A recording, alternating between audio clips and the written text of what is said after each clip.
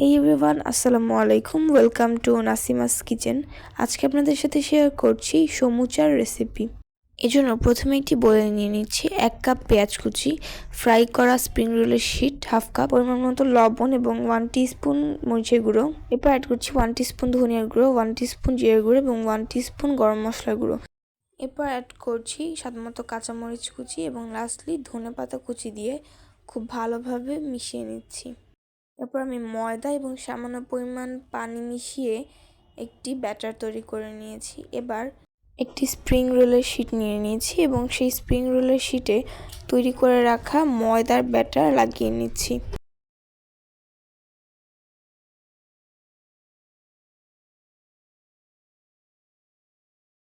এবার সেই বানিয়ে রাখা পেঁয়াজের পুর দিয়ে দিচ্ছি।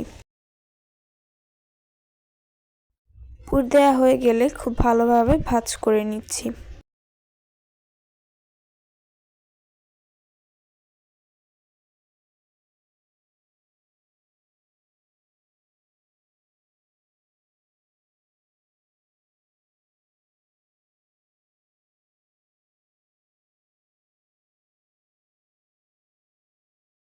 এরপর সমুচাগুলোকে আমি গরম তেলে ডিপ ফ্রাই করে নিয়েছি।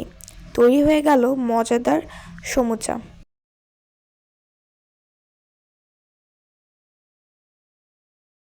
আজকের ভিডিওটি এই পর্যন্তই। দেখা হচ্ছে নেক্সট ভিডিওতে।